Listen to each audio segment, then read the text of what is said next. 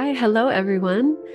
Welcome back to another episode of Creative Diaries. My name is Lillian, and I'm so happy to be here today and to connect with you on the other side across time and space. I feel connected to you. And speaking of time, this is the first episode of the new year of 2025. And so I'm feeling all of this kind of fresh energy. I hope you are too. And I hope that the way that you sort of traveled through the portal from 2024 to 2025 was something nourishing and cleansing and rejuvenating.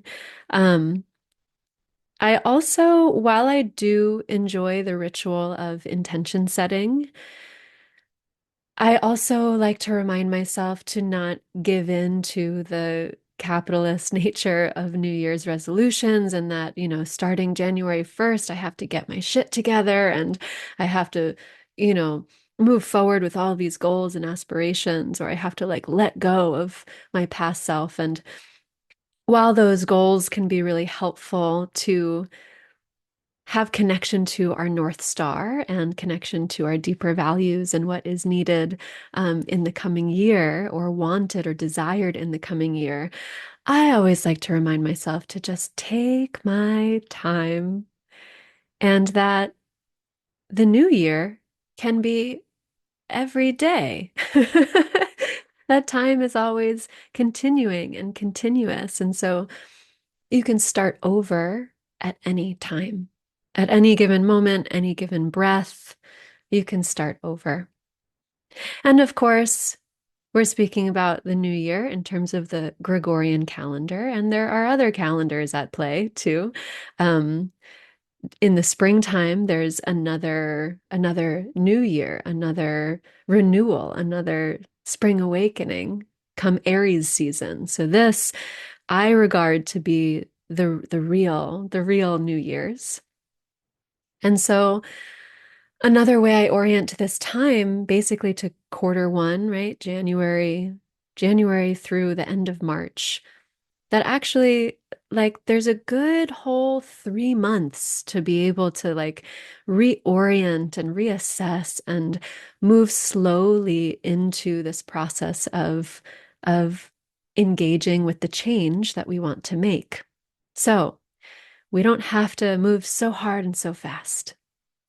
But I do like to play with this dynamic of time and this and the way that change happens and the way that change happens in its own rhythm and its own timing and the way that we can engage with it, right? We can dance with the change. We can sort of influence the change and the pacing, and the change will have its own pacing and rhythm of its own.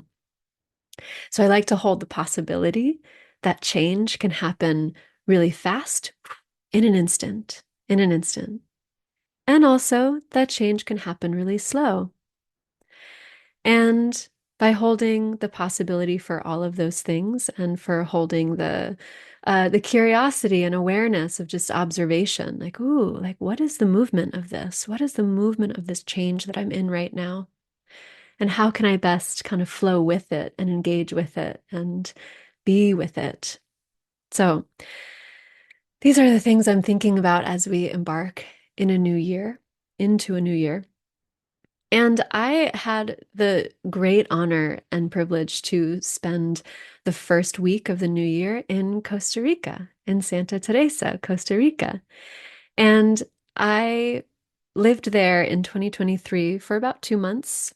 At the end of 2023, I kind of stationed myself there after a bit of travel. And this was the first time that I returned and I went back to that very place. And I was invited to participate and witness and be there for a dear friend of mine. She was having a sacred union ceremony with her beloved. And it was just such a beautiful way to return. And I feel so grateful for that friendship with her and to be in the presence of such a beautiful ceremony, really intentional, really creative ceremony of sacred union. And also, on a more personal level, just to return to a place that I had been before, return to a place that I had lived not so long ago, just a little over a year ago. And I will say I had some anticipation around going. There was a bit of worry. There's a bit of like an unknown feeling of what it would be like, not just to return to a place, but to return and touch back in with the version of me that lived there, that was there. And I've experienced this before, returning to a place that I had been, that I had a, profound experience through travel and just very new experiences. And to return to those places, it's a way to that I find to re-engage or yeah, re-engage with a past version of myself. And there's always a bit of like, ooh, what's this going to be like? Like, is it going to feel good? Is it going to feel good? Is it going to feel okay? Is it going to bring back all of the pain and suffering I was going through then? Is it going to bring back all of the joy and ecstasy I was going through then, right? Like, what flavors am I going to find when I return to a place that I had once been? And this past year, well, this past fall, I returned to a place in India that I had been for a very long time, um, that I had lived. And that was a really interesting and complex experience. The nostalgia was just so rich with all of these reflection points. And anyway, my friend and I were walking around Dharamsala in India, where we had lived for 4 months back in 2018. And and thank God I was with her. It was really grounding to be with her. Um, and we were just laughing the whole time, amidst all of these deeper feelings, but laughing about it and sort of like looking around and being like, "Hey, do you see us? That's the past version of us walking down the street." And we would kind of observe how we were feeling in our bodies now. We're like, "Whoa, like our bodies are completely different. Like I am in a different energy than I was back then." Anyway, so there was some anticipation in going back to Costa Rica and experiencing myself. And to my delight and to my surprise, it was a really heart-opening experience. Um, and not so much ache that I was sort of worried about. Um, but I felt really connected to the land there, felt connected to the community. The first day, I went to the beach and I put my feet in the ocean and I just started sobbing immediately. And I can express my emotions. I am an emotional person, but there was something quite surprising at like how quickly such a big wave of emotion came over me. And it was beautiful. It was beautiful. It felt like a reuniting. I was like, oh, the ocean, she remembers me and I remember her. It was like, yeah, I felt like we were returning to one another. And actually, right before I hit record, I pulled an oracle card from the Oracle of Oddities deck, second edition, and I pulled the Union card.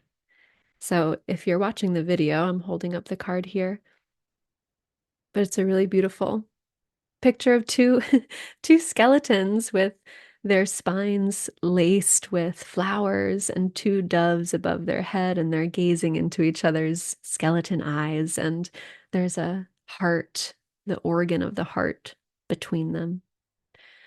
So I'm really feeling into this energy of union, of uniting, returning, being with, connecting. And what else? There are some things that I had top of mind that I wanted to speak about. Um, and it's quite ironic to pull the union card because what I've been contemplating is actually some kind of separation of self